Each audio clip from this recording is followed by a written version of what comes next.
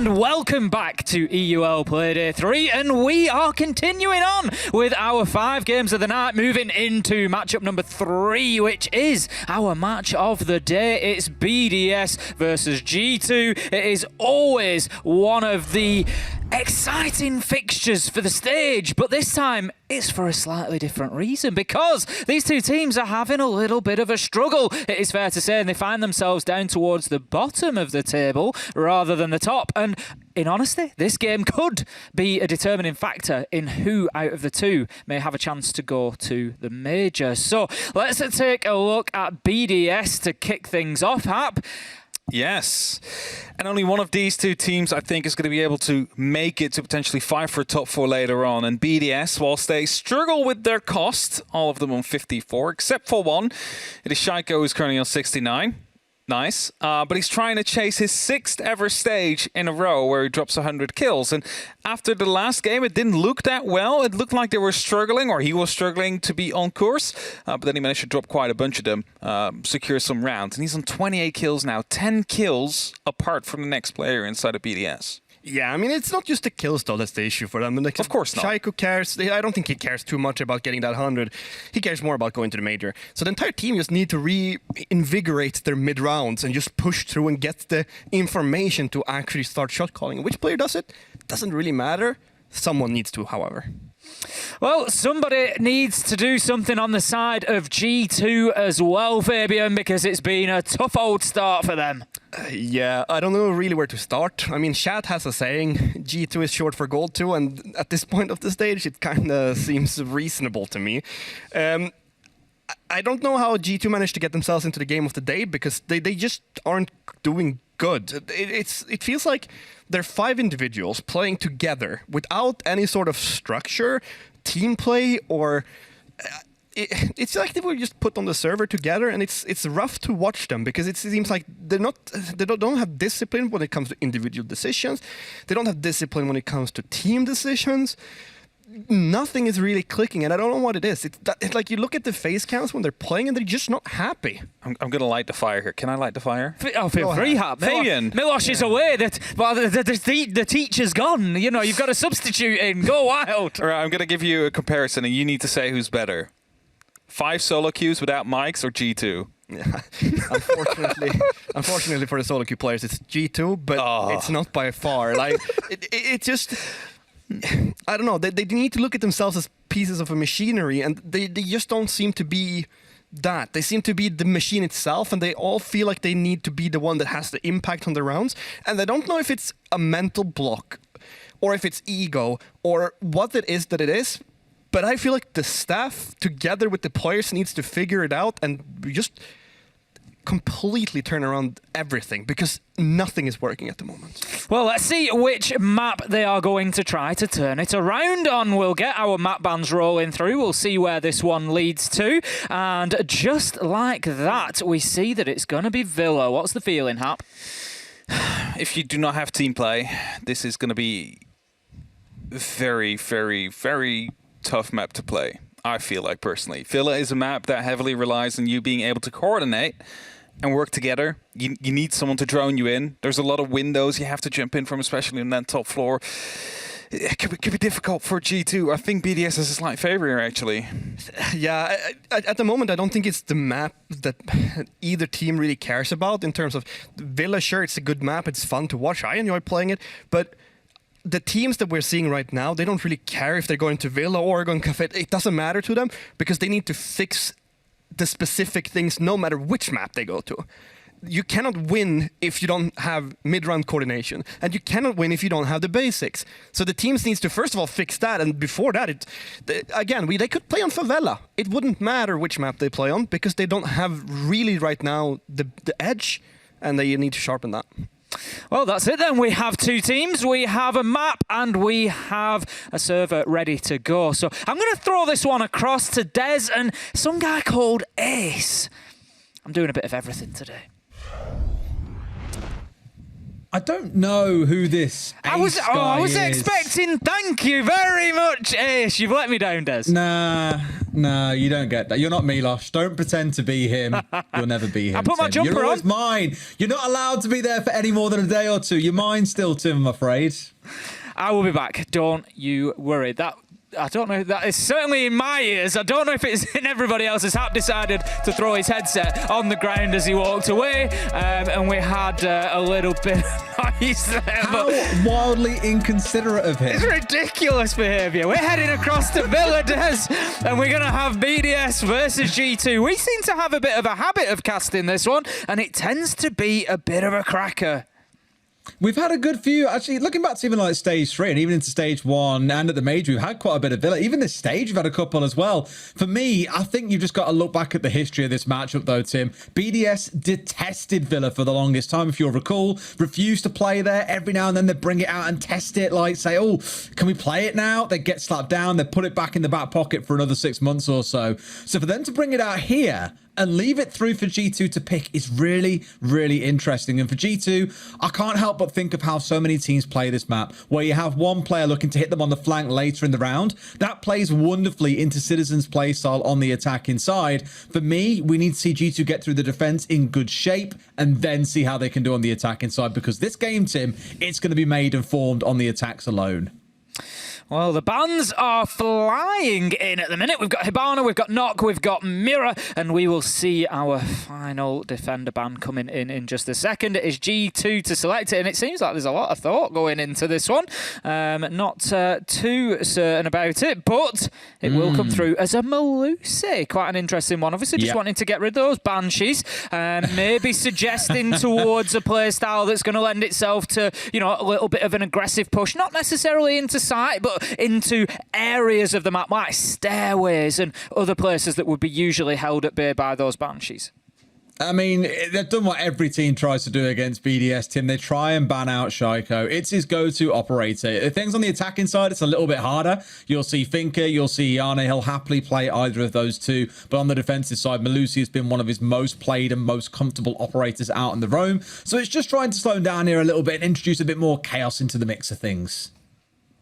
Well, we're going to get right underway. It's going to be round number 1, and our first defensive site for G2 will be Aviator Games. Nothing too wild in terms of operator picks that I can see there, pretty much as would be expected. I'm interested to see where Alamo uses the Kiba barricades as the Azami there, down towards main stairs currently, and that seems to make a lot of sense to me. I do believe that we've just got a little game sound issue as well that may be extending to the stream, so I do apologise if that's the case, but fear not, we're going to get it fixed as soon as possible. It's probably going to be after this round, so just bear with us. But I thought it was just me, Tim. Well, for a second I did, because I'm not for a little behind the scenes peek for everybody. I'm not casting at my normal spot, Des. I'm casting from Milos's spot as in the position of the host, so I haven't had to move, you see. But so I thought it might just be that setup, but I believe not. But if necessary, we will get that sorted at the end of the round. We shall indeed. But there's still plenty of siege to watch in that time, right? Looking towards BDS, their whole focus here up towards this north side. We've seen this 1,000,001 times, Tim. If you're defending down towards the south in Aviator Games, guess where you're going to attack from? You're either coming up from that north side or you're coming in from the balcony. Normally with someone looking to work in below to work in a couple of those up nays. In BDS, they've taken the former. They've put their focus on this north side, trying to force these roamers back down. My slight concern is, and we've seen this so many times, Citizen playing off that kind of spot down below 90. They got cams on the upstairs, and they're likely going to have a C4 ready to toss skyward as soon as someone steps over, and it will be the biggest freebie G2 will ever find. You know, teams still get bitten by this even this far on, so I think a really good drone coming in below would help out for one side of things, but also potentially go and hunt down Citizen will no doubt be a good shout too. Breeder just spotting out the Azami of Alamo there and just pinging his location, but as if he knew, Alamo does manage to dip himself away and get himself back into sight, not overstaying his welcome there. So for the time being, Rafal is going to push through. They've got control of the north side already. They're looking to move in towards Wolf and beyond, getting themselves Ranchiro here, just pushing towards that 90 corridor as well. So they're just going to have a lot of map control quite quickly here. 1 minute 10 left to go. Doki's got himself a up on top of the maps table. That's actually going to save his life. He does take a little bit of damage and is low health, but Shaiko unable to find a kill with those up nades. Yeah, the vertical's raining on through. Also a bit of chip damage coming in. I think Citizen C4 did come out and do half damage to Wrench. She wasn't 100% sure, game sound and all. But either way, it put him down to about half. Obviously, the beauty is, again, Shaiko, if Finker is available, he is going to be playing it on the attacking side. Can just juice those teammates back up towards full health. And the chip damage you take, it doesn't feel so bad. But the chip damage down onto players like Doki, you'll be feeling that all the way through to the end of the round. The hunt for the first kill continues here as Breedy and Shaiko are looking to move in towards that. It's going to have to. There's going to be a bloodbath in about 10 or 15 seconds. There's only 25 left on the clock. Renshiro's going to be downed outside of Vault. Will be finished off by Alamo with that impact nade. Shaiko goes down to Alamo as well. Big Ryan coming in from the Azami. Breedy, however, is able to get into that plant spot, but the smoke canister will force him back away, taking lungfuls of damage. He has to move to a secondary spot. We've got Doki out. Virtue down 2v2 and 3v3 effectively, and the plant is going to be secured, but here comes Alamo on the flank. Prano as well joins in the party, and it's 1v2 now for G2, but Virtue 1v1 is down, so effectively 1v1 unless Citizen has an opportunity to pick him up. He's going to go for the challenge though. He's looking into study corridor. He finds his man, gets the kill onto Rafal, and will be able to disable that activated diffuser. Great end to the round for G2. Snapshot like a bear trap there at the end as well, Tim. Citizen's, his reaction time terrifies me. And the thing is, you've got both Shaiko and Citizen in server to get excited about, but that is one way to end out that first round in style. We said it would come down to that massive bloodbath. Things were being slightly stalled out because of the smoke canisters coming out. But I think ultimately towards the end there, a little bit of miscommunication as well on what the game plan was meant to be. Clearly, G2 had no idea exactly where that plant was going down. Breedy managing to avoid the play from below. But it said a lot to me that even though BDS had the downstairs control earlier on with those vertical grenades coming up, G2 still managed to get Doki on the downstairs to contest from below. So good moves from G2 trying to deny that by moving around and making full use of the verticals. But BDS hold on for the most part until Citizen wins out that 1v1. Heading into round 2 then, and this game sound is now fixed. I don't know if that was, as I say, for you, for us, for everybody, but whatever, it is now It's fixed. for everyone, mate. Don't worry. It's now fixed. It's done. It's done, Des. They've sorted it. We've got a superstar production team, and they are on the ball. Got it done, and we can head into round 2, which, interestingly for G2, is going to be down and dining and kitchen rather than taking trophy and statuary. Now then, we've had a little switcheroo of operators as well. So we had Azami, which was played by Alamo last time. That's this time going to be brought along by Prano, and that's just giving a little bit of a shift then. Alamo onto the mute, so he's going to be playing the shotgun. Let's see how this goes, because sometimes I think, you know, it can be nice as a player to have consistency, you know, to keep yourself on that same gun, same recoil, same utility, same focus, but they've mixed it up. They've also got Virtue on the Pulse, which I always like to watch a Pulse play, especially if BDS are going to head in for that top floor. Some teams are absolute nightmares with the Pulse as well. They do really good work with it, feeding information not just vertically for C4s, but also laterally, sometimes even below. I think I recall a 1v3 last week where the player was being tracked the entire time by a Pulse. Just really valuable to have that constant information. And the wonderful thing is playing down there where Virtue is, out towards laundry side, up towards pantry. This particular position, one, you're protected from pretty much every side. Like the chance that someone gets in directly above you and starts hammering away is unlikely. They're much more likely to go for the hatch.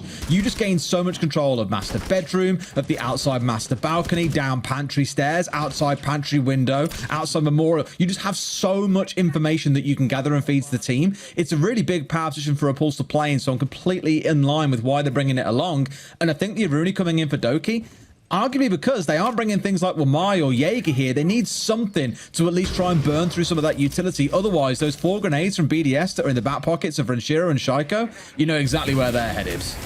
Somewhat unusually, we've got our second game of the night where Thatcher is available, and no surprise, he's being brought along. It's going to be Lems playing Thatcher, the EMP grenade going out there and just allowing that pantry wall to be opened up. There's the Nitro from Virtue. That was the one that I wanted to see. Always fun to watch a Pulse, but immediately traded out by Shaiko. Lems onto Prano, and Breedy, he's in a position to get this diffuser down as this is super early. 1 minute 20 still on the clock, but he's successful, and G2 are left having to fight their way back into sight on a retake. Doki, he's going to find the first onto Shaiko. It's now a 3v3. Breedy gets one. They're going in either direction, but ultimately now it's a 1v2. It's Alamo versus Breedy and Rafal.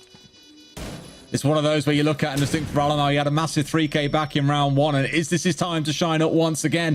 With only about 10 seconds left to find 2 kills and the verticals in full control of BDS. I just simply don't see it happening at this point, Tim. So this one should feel much more stabilized out. Playday, he plants, he kills, he does the lot. And BDS bring it up to 1-1. A good start from G2 with that opening Nitro kill, but BDS were well positioned and able to get themselves a couple of trades very, very quickly to give themselves the advantage. But what I like to see here, Des, obviously, but these are 2 teams we've spoken about it already that aren't playing at the best we've ever seen their respective teams playing. They're sort of struggling a little bit, but what I'm liking from BDS is this feels to me like they've sort of gone back a step to, it's almost like the last safe install. What was the last thing that worked really well for us? Getting the diffuser down, playing the objective. Shaiko going in there, getting a couple of kills, creating space, and Playday getting that diffuser down. And they've done it in the first 2 rounds here. They've got the diffuser down 2 out of 2, and that was just such a huge strength for BDS. It's nice to see them doing it. Fabian obviously picked up in the pre-show the way that BDS had been struggling to be decisive. They were going in there, getting themselves a bit of map control, and then not really moving for a minute and a half. This time, a minute and a half, and Breeders slamming the diffuser down. Much better to see from them. Yeah, for the longest time, I've described BDS. For a while, the word I was using was exotic. They're not an exotic team. They don't do anything particularly crazy or colourful.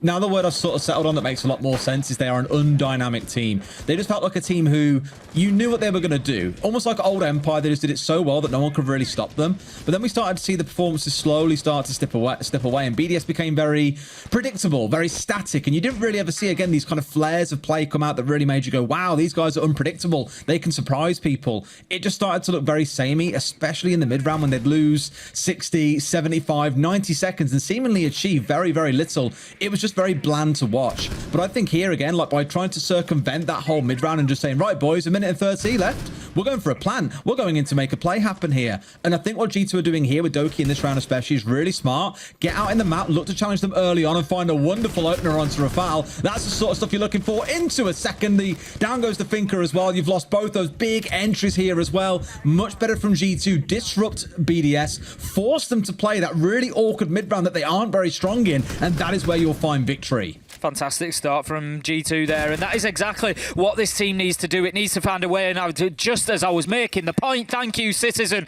Doki, Citizen, they've got 2 of the best gunners in the league on their side. They have to find a way to facilitate them, to put them in positions, to use those mechanical skills, to support them, to get those kills, and that is one way this team is going to win. I'm not suggesting they're a 2-man team. What I'm saying is that they need that team structure, and they need the support to be able to really bring that skill to bear. They've got themselves great openers there. Shaiko who? He's been dealt with. He's been taken out of the round. 5 versus 2, past the halfway mark, and this is looking like a G2 round through and through. It is. A lot of that work being done on the south side, as I mentioned, right? You remove the Iana and the Finker, you take 4 grenades offside, you remove the ARX, you get rid of the LMG, you remove the global buff as well in terms of the healing. You just lose so much by virtue of getting that kill. I'm sure a KLM's bringing one back is nice, but I still don't see a way in the last 50 seconds how BDS managed to completely drag this one over the line, given their massive numbers disadvantage. And I don't think they necessarily played that wrongly or horribly down towards main stairs either. Shaiko came in for the trade a couple of seconds after a foul, but Doki was just ready, hit those better shots and won the round pretty single-handedly in my opinion. Alamo just taking a peek there out from Statuary towards Master Window, but he's not going to overdo it there. He doesn't need to. Doki's backing him up and absolutely slaps a Lems off the master bed there, and that leaves us now in a 1v4. No choice of Playday but to try and get himself inside the map. Goes through the window, gets shut down by Alamo, who was holding the line with his army, and that is G2 taking round number 3, 2-1 now. Yeah, big play from Doki. I don't want to kind of pile on G2 too early because they are up 2-1 here. Round 1, won by a 1v1 by Citizen. Round 3, won by Doki getting a big 2k down to the south and shutting that attack down before it even got started. It's not even the G2 are playing bad. Like, they're winning rounds. It's okay. My only concern is, again, you're looking at 1 or 2 players here kind of pulling off these big miracle rounds. Whereas you look at the team play so far coming out of BDS in terms of their planting, their focus on the objective. It has been stronger. Last round, they kind of got caught out. This is where we've got to see it improve now. We're coming back onto one of those main sites in Aviator Games. I know they don't play this map often, but it is the bread and butter site on this map. You've got to have a plan. You do. That's it, and I expect that they will. You know, that is the thing with the Aviator games is it's the bread and butter site, and it's been played a million times, both on attack and defense. So you know, yeah, it's inexcusable to not have a plan A, B, and C on this site. Essentially, you really should, no matter what you face up against, be able to have an idea of how you're going to deal with it. Then, so here we go. G2 holding on, looking for round number 3 for themselves on the scoreboard. They've got the Kiba barricade towards main. Says there's a lot of utility stacked up on main, so potentially expecting some south-sided pressure. We've got Kiba barricade, 2 ADSs, deployable shield, barbed wire. We've got a proximity alarm, I think, is it? No, it's a Whammo Magnet. We've got a bit of everything going on that wall, on those stairs. It could all be wasted, because right now, BDS are stacking up to that north side. It's the same as round 1, right? We spoke about it back then. There's 2 options. You either go from the south and look to get someone in below, or you come in from the top side and work your way down together. They had to worry about Citizen and his C4s last time round, so once again, Rafala's gone, okay, let's pay some respect towards him here. Let's bring along that IQ. And what they did was kind of almost play it really slowly, where they were just slowly moving the front line forward step by step, taking out a gadget, almost playing the floor is lava and dodging around the spots where that C4 could come through. So I feel they've got a good answer to Citizen. And last time round as well, Shiko got below, was chucking nades skyward. They could do some good damage with those nades, and it wasn't until the late round when Doki got below and started actually challenging them. Here, I'd maybe like to see G2 be willing to go a bit more aggressive and try and stop those nades coming through in the first place, and that's how they might find themselves a much more convincing victory than that 1 versus 1 they had before. G2 a couple of times now have had to play for the retake of a site once the diffuser's gone down. That's something that they need to be wary of, and wary of up nades they will be, as Lems throws his first but does not connect with anybody. Up-nade stuff. That's it. Citizen needs to get maybe a little bit more active. I mean the word up nades. Oh, Tim. up nades. What do you want? What would you prefer? Vertical nades? What's up nades? Oh, what's up, dog? Ha ha ha ha. It's so fun. I just think of it every single time someone says up nades. It pains me. And Fresh started this, and I'm going to start asking you every time you say up nade. I'm going to say, what's an up nade? Don't you dare. No, I don't need that. Well, they also need to stop the up nades being played, Des, because Citizen is underneath and he's got the opportunity to get a little bit mobile and to put that pressure onto Lems. It's not something that he has done so far. We're going to hear another Keeper barricade deployed after the first was destroyed, and then a nade comes in and takes out the second, but it is met by a Toxic Babe canister, so that's going to hold the push on maps though for now. Easy. Citizen, yes, that's what we needed from him, was the kill onto Lems. That's the kind of stuff you want. Yeah, one coming back the other way. Shiko, the nade coming through finally and finding its target, even through magnets, ADSs, you name it. But Doki's got into a second here. I believe he's playing down in study to work his way up main stairs. Didn't get tagged. Now it's this awkward kind of bottleneck that BDS are being forced into on this north side door. Renshiro one back at least. It's a 2 versus 3, but BDS have once again just crumbled here. Some of it to that downstairs aggression. I say that. They've managed to swing it back, Tim. Citizen is on 25 HP. A single bullet will see him gone from either of these guns. I imagine they're trying to find the man, but can't quite collect. Drops away down, and Doki also down to a slither of HP. Ranshiro's going to have an opportunity to get the diffuser down now. Rafal's on the cover as they try to move back upstairs. Doki makes a challenge, can't find his man. Citizen pushing from the far side as well. Doki gets Ranshiro. It's all up to Rafal. He finds one. Can he find the second? He's just got the low health Citizen to deal with, but no! Citizen once again, second time this game, will get the kill, will get the clutch, and will disable that activated diffuser. That's another really interesting round that hasn't played out massively dissimilarly to the last time we saw this site. A little bit more of a scrap on the downstairs. Last time rounds, they passed each other like ships in the night, but this time at least we had that little confrontation where Citizen found the opener. But that mad explosion once again into the plant. I mean, Again, I'm not going to say G2 are playing bad, but it's another round where they've relied on a player outplaying the opposition, whether it's a 3K from Doki or 2 1v1s from Citizen. It is coming down to those moments, but if you win the game off the back of that, no one's going to knock you for it. Fair play. Round number 5 it will be then. G2 going to have to head down to dining and kitchen, having one trophy statuary in AVG in the last 2 rounds. This is the only site so far that they have lost. BDS were able to get a very quick win. Breeder straight in, and at about the 1:40 mark was throwing that diffuser down on the ground. Something G2 are going to be a little bit more alert to, I think. But there's a bit of a problem for them to deal with, and it's a difficult one at that. And it is the Thatcher of Lems. That was what started to open things up up last time. It enabled Playday on the ace to open up pantry wall very, very quickly and gave them the access to site that they needed to think about getting that diffuser down. BDS know that playing the diffuser so far is to a degree working for them. I'll discount the last round because Renshiro put it down because the clock was running out. It was a necessity to keep that clock going. But Playday, particularly in round 2 on this site, got it down and there was nothing G2 could do about it. There's been a definite objective focus for BDS and I think we're going to see more of it in round 5.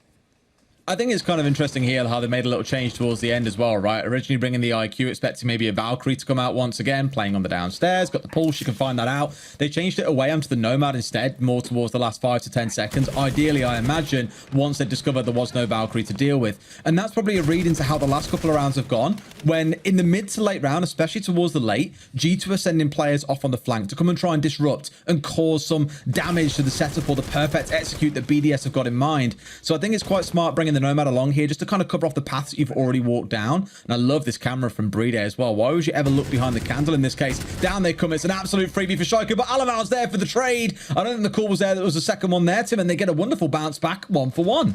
Alamal's going to take a lot of damage in that engagement, but G2 likely not to mind too much. Alamal just going the long way and looking to get himself back into sight. Renshiro on that sledge, just working with a little bit of support from Rafal there to try and make sure they've got that top floor control, but they did suffer to a Virtue Nitro last time around, and on the pulse again, it's something that they need to be aware of. Keep in mind and make sure that they don't allow it to happen. Doki, he could be a key character in this round. We've seen him have some big impact kills so far, and you just feel that there could be more coming from him.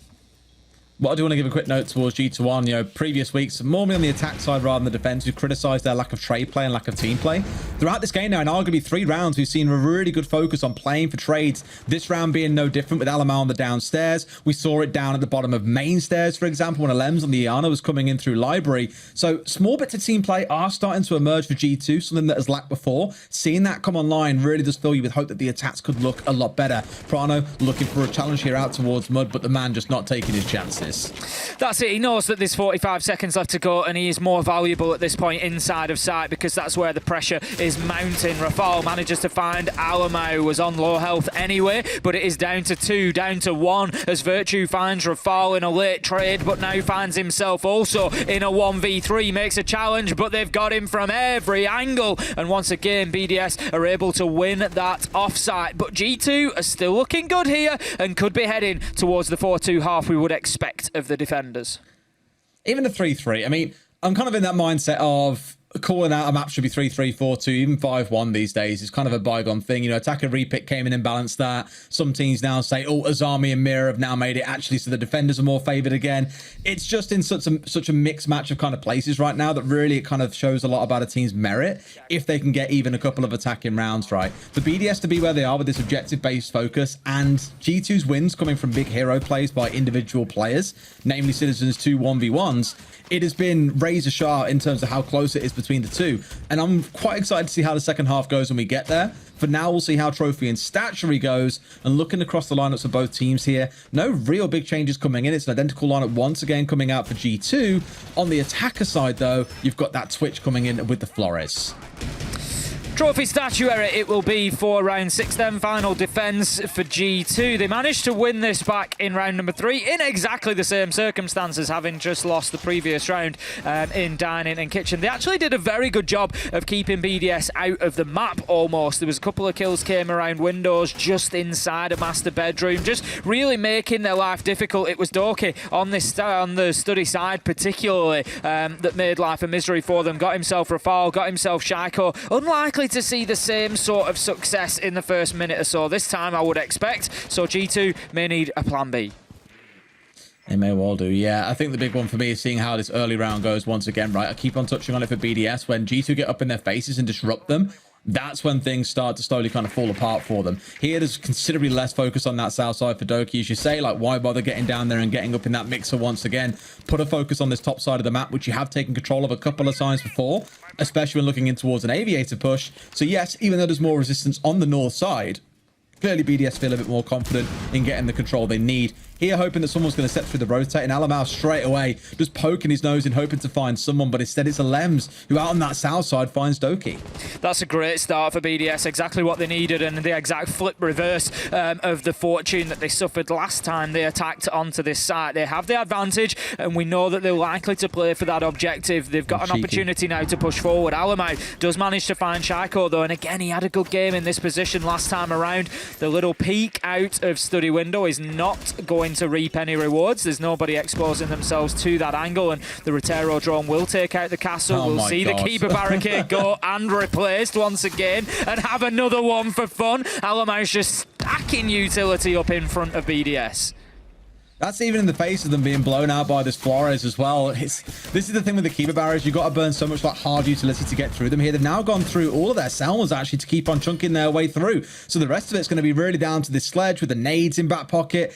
The hammer if he can get close, but really you should be getting nowhere near those with the sledgehammer before you're being killed out. So this is where you're really seeing the frustration of the Azami and just how much time she can waste. You open up a wall, you open up a castle barricade, it's getting replaced 2, 3, 4 times over by keeper barriers. Well, this is it. It's very risky to take those keeper barricades down with a sledgehammer because you're completely defenseless for a second or two. It drops from in front of you and you've got your sledgehammer out. You're still bringing your rifle back to bear, so it's a problem. We have a kill go 1 in either direction. Virtue's going to find Renshiro, and that leaves us now in a 3v3. Time could become the enemy for BDS here. Breeder just spotting out that lesion, putting down the goo mine, and therefore knows that he's on Astro Stairs, so he can hold this position, but as ever, the clock works in the favour of the defenders. Citizen doesn't actually need to move here. Breeder is going to have to do something, and will. Prano managing to trade out Rafal after he found Virtue, and that leaves us 1v1, but Bulletproof Cam on the side of Breeder tells exactly where he is. Prano knows the fight is coming, but still can't win it. Breeder finds his man. We know how good he is in those clutch situations, and he delivers once again.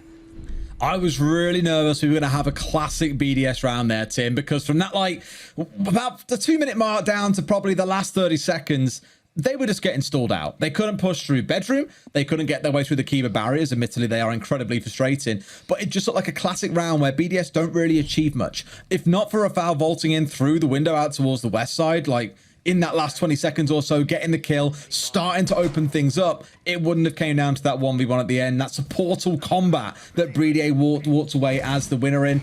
It's another one of those rounds where it comes down to an individual player, so I'm still asking questions around the team play here of both teams to some level. BDS had a couple of good rounds of attacking and going for the plant, but outside of that, mainly for G2, it has come down to these individual moments of brilliance.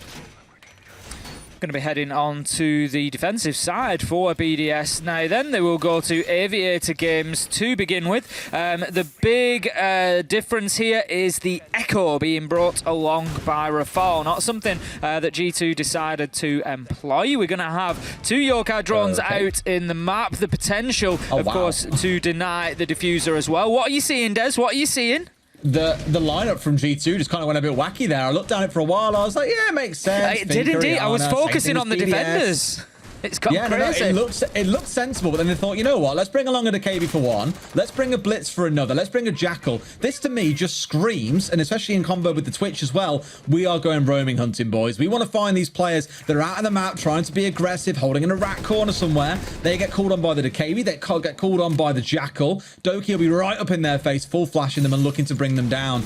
Either that, or they're going into side redundancy picks, and the Blitz is more to think about the push through. This screams to me Rogue, Tim. Rogue did this a lot back in stage 3, but it's to forget about hard breach. On the count of 5, we all get inside the windows and we all charge for the site. This either goes wonderfully well or crashes spectacularly in the first 5 seconds. I'm just not sure they've got the numbers at the minute. That's my concern. Doki's going to go absolutely full tilt into site. Does manage to get himself involved. He's gone on a clearance and he finds one. Alamau gets Playday as well along the way to open things up, but Shaiko, he's able to take down the shielded Blitz, and that leaves us now in a 3v3 after what was an explosive start to the round. But as you say, for me, my concern was that there wasn't enough manpower through it. If you're going to rush, all of you go in there and get the kills, get the diffuser down. It was just a little bit half-cooked for me.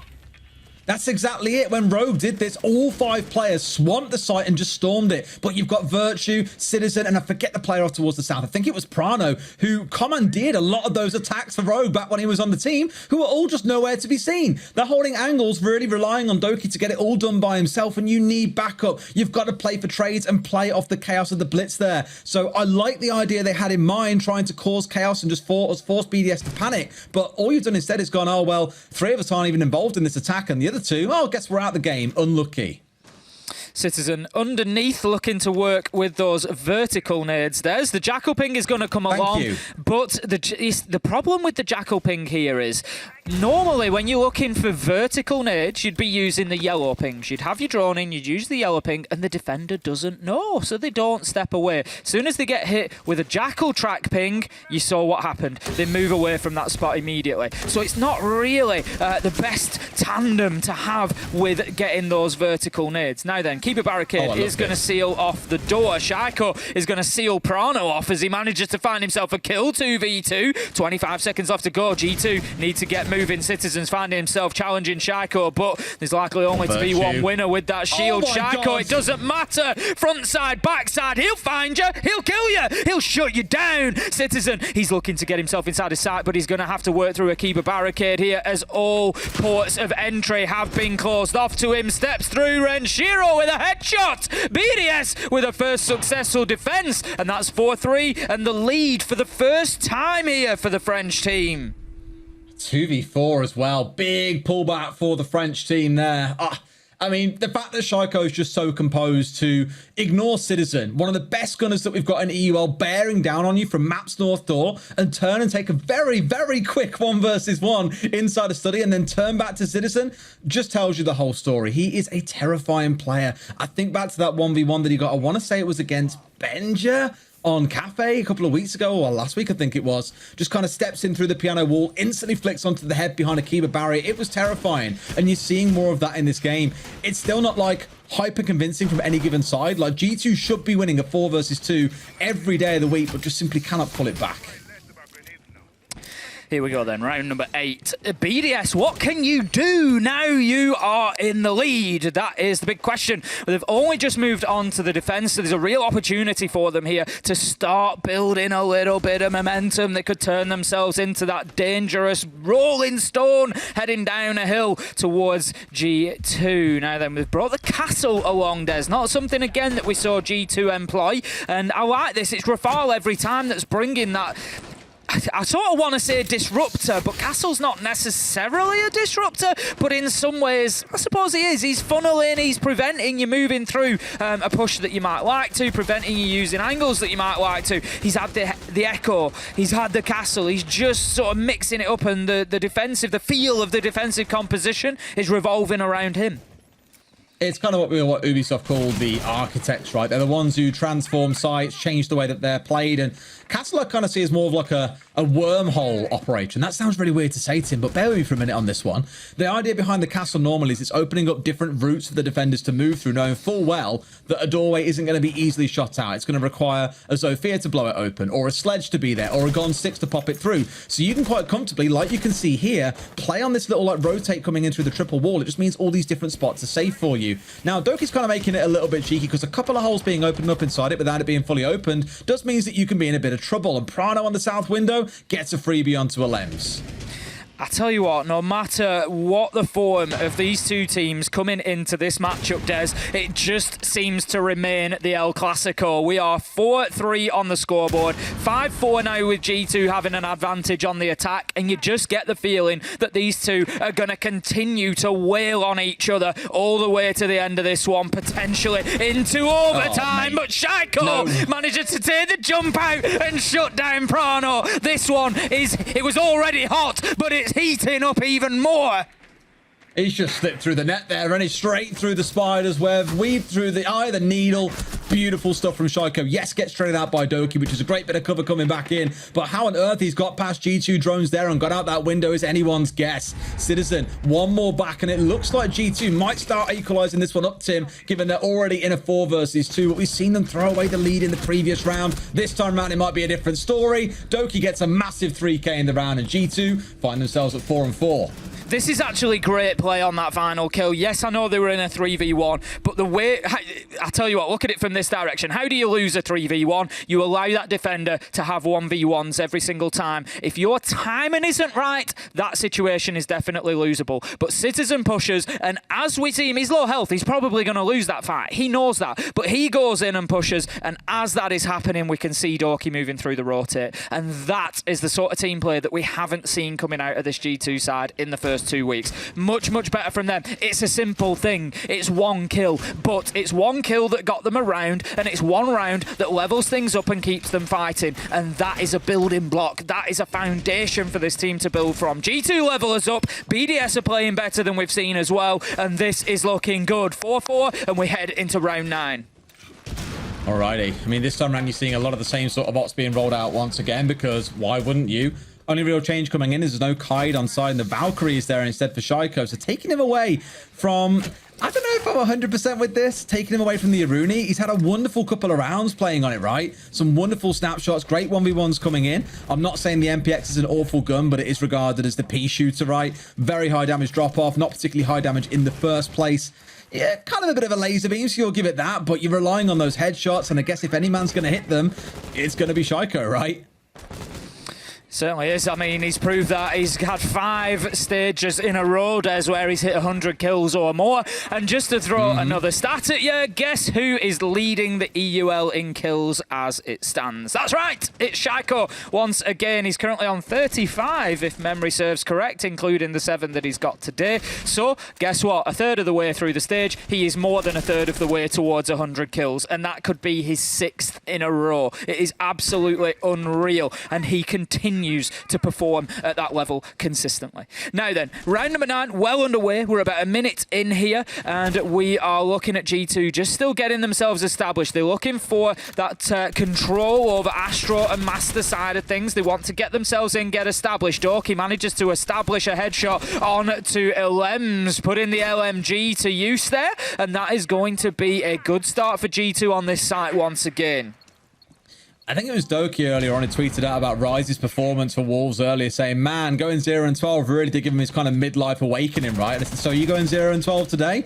Hoping it might wake Doki up, but he didn't need a 0-12 to him. He's already sat at 11-5 and really dragging his team through a couple of these rounds. We had the 3K in the prior, the 3K back in round 3. Really is doing God's work to keep G2 competitive. He is, and the thing is, that's a very fair point about Dorky and about the rest of the players on this G2 side, as Virtue manages to find a kill onto Shaiko. Dorky finds his 12th onto Renshiro, and it's 5v2, 5v1 as Alamau gets Playday flawless, as Virtue gets another onto Rafal, and G2 take another round here to go to 5-4 on the scoreboard, and they once again edge themselves into the lead. But the point that I was making there before coming into this, you know, yes, we've spoken plenty and there has been plenty to say about the performances of G2 so far, but I said it coming in, G2 are a top or a bottom team. There will be no middle ground for them. They are not a mid-table team. And by that I mean,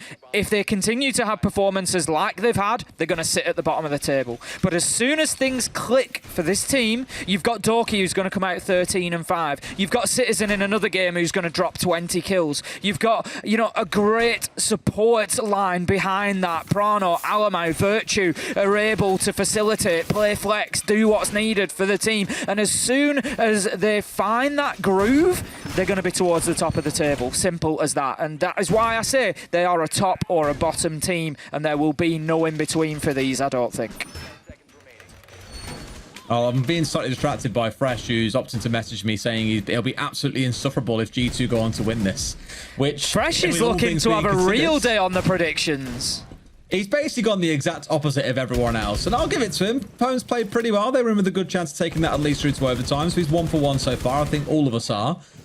This one might be a little bit more hairy. I can smell an overtime kind of on the way, to be honest with you, Tim. But I'm looking at G2's lineup. I'm seeing the Lion. I'm seeing the Ying. I'm seeing the Capitao. And it feels to me like they've been back in that... I don't recall... What would you even call a place that makes cheese? I was going to say the cheese brewery, but it's absolutely not a cheese brewery. They've been making some more cheese. They've been sniffing the cheese at this point. I could be wildly wrong. Again. I could be wildly wrong in saying What's it this. called? I'm pretty sure it's made in a dairy, Des. I think it's made in a dairy. Along with milk. Where does it say? Where a cheese is made? It's just, they just say factories. That doesn't Cheese really count. factory. It's kind of cheese. Cheese factory. Cheese factory is really boring. It cannot be that simple. I would have associated it with the dairy. I would have thought it's probably all sort of part of the same product. You've got butter, cheese, and milk, haven't you? They're all coming from, the same sort of the dairy farm. I'll tell you what. I really feel like someone's missed out if all the labelling them as is factories. I really feel If there's no like a cheesery or something like that. Is that what you're looking for? Yeah. Or I don't know, something like pasteurising or whatever. I don't know. Like, there's got to be some word there to do with it that isn't just factory. That's well boring. Well, talking of cheese, talking of cheese, we haven't seen any cheese from G2 since round 7 where they tried that blitz rush into site. They've actually come through and been playing very well, going in, clearing out roamers. Dorky continues to do that, gets the kill onto Renshiro, takes him down, and G2 continue to push forward here. They've got the control underneath that they're looking for, and they can start pushing now towards the top floor. And Shaiko equalises things back, and all things are equal because once again he's back on the Aruni as well, which, as we commented earlier on, round 7 and 8, had a good couple of rounds there, really hitting some nasty shots with the Aruni. I know he got traded out in that second round, but the first one especially was where he held down the fort inside of Aviator and got a couple of kills. And I hate myself, I've just said held down the fort. It's hold the fort, not hold down the fort. It's not going to fly away, and I should know this by now. Shoko gets a second in the round and really starts getting things moving for the side of BDS, who find themselves in this 4 versus 3. The first Candela came from Alamau, and you thought maybe you'd see some movement, but instead no. Everything's kind of paused here for a second. Yokai is being relocated. No doubt drone work's coming through as well. And here comes another Candela inside of the bar. No, he's going to miss and potentially flash up Citizen, who has to dip away. That's a small mistake to make, but one that now ruins the element of surprise. Alems gets one back. In goes Alamau, blasted out, not just by the shotgun, but also by the Yokais. Citizen's left 1v4. He finds one, but can't find the rest. BDS take a pretty convincing round win. Well, we're going to get to see all 12 as a minimum, Des. That's 5-5 now, and we push forward. Interestingly, neither team opting to take a tactical timeout so far, if I'm right. I don't believe. No, we haven't had one. So both of them, obviously happy with how things are going at the minute. Feel like they've got that edge. Feel like they can push it forward, but also maybe just keeping that tactical timeout in the bank should the worst happen. And it is going to happen for one of them, as somebody is going to come away from this next round with a map point opportunity. You feel at the minute like both of these teams do deserve a little bit of something. If it goes to overtime, of course, it will be 2 points to the winner, 1 point to the loser. So that will be the case, but we are at least 2 rounds away from overtime yet. So let's not get overexcited, but we're in the third choice site for BDS here. It's going to be dining and kitchen downstairs. It's something G2 were unable to hold on to. Can BDS better them? It's kind of the duality of G2, right? We've seen a couple of good rounds where, like, Alamau's got a 3k, Doki's had 2 3k, Citizen 2 1v1s. The list of accolades builds up in this game. But that last round for me was really reliant on good team play to force their way through this bottleneck that was forming around 90. The default cam was still left up for 1, and arguably the most critical thing, I thought at least, was a total lack of drone play. They had no idea the Jokais were about to blast them out. They had no idea there was a shotgun player hiding behind the bar. So even when they get the entry, everything just crumbles for G2 when it comes to a team-based execute. And I know in this game against I don't want to say a lethargic BDS, but like I said earlier on, undynamic is how I generally described them. Maybe they get away with it, but is it enough to be a top 4 team? I'm not really convinced. Not at the minute. There's certainly work to do for either of these two, but before they get out of the server and think about the rest of the stage, there's work to be done inside of it to try and secure as many points as they can get. There's going to be an initial push in towards Master by the looks of things from G2. There's drones going in there, but Shaiko, he's going to get one onto Alamau, and seeing Shaiko playing an operator like Oryx is a terrifying thought, and this is the problem, Des, with banning his operators out sometimes. You take away the Maluse, so who else does he play? All right, I'll have a go with Oryx. This one that can run around the map through walls, up and down hatches, can then just create you a brand new headache, as he's going to hit and move, and be more difficult to pin down. It's again that pulse work, just the info from below is going to be everything. I mean, they're trying to clear out on this top floor for now, which is, yeah, definitely the go-to game plan. You want that vertical control from above, most importantly, especially with the sledge on side. And it's another one of those rounds where I feel like Alamau has, I know, been picked off there, but in a spot where Same as the last round, the Candela slip coming through. We saw earlier on in the game as well, a couple of times he was getting picked off. It felt kind of needlessly and missed time with the rest of the team. We saw it on Bank last week as well. It just feels like he's always a few steps ahead of the rest of the team there, and that needs to really be reined back in. So again, the team play can start to form. Doki going to take a lot of damage there just on the master window, and G2 struggling to get themselves established inside of the map here. You feel still fighting over trying to get into master, and Shiro holding them at bay with Kiba barricade after Kiba barricade, continuing to fight both windows and just preventing them from moving inside. That could be a difficulty if they don't get that area cleared, because if they come to a point where they think we just have to push into site, they could do that. They could get themselves a couple of kills. They could get themselves an opportunity to put the diffuser down, but Alems and Renshiro up on the top floor will be able to hold it off with that vertical superiority. Citizen, he manages to move in on a backstab, but taken down immediately by Shaiko on the trade. Alems finds Doki, Prano on to Brede, 3v1, it's all up to Prano. He needs to find himself kills, and he needs to find them now. 35 seconds, but this is a bad situation. Outgunned, outmanned, outnumbered, and Renshiro is going to put him down from above. All right, another comfortable round for BDS. Now, this is where it gets a little bit dicey if you're G2. You know you're at this point now where you've got to win this round.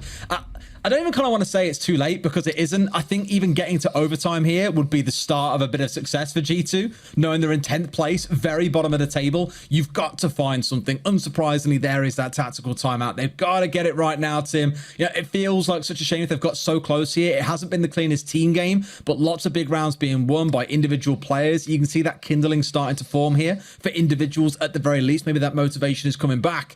If they take a 7-5 here against BDS, you'll be ruining it. You'll be absolutely kicking yourself, because then it starts to feel maybe that top 4 is already out of reach.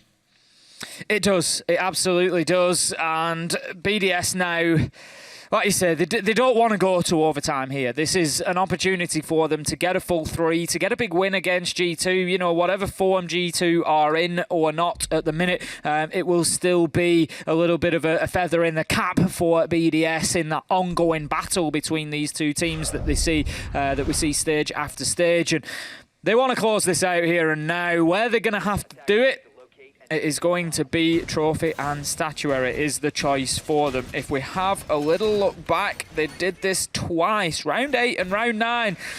And I'm sorry to say, it was a G2 win both times. BDS, I feel like taking a little bit of a roll of the dice here. You know, the problem is, AVG, not available. Dining, not available. So you're looking at this, or you're looking at living room and library.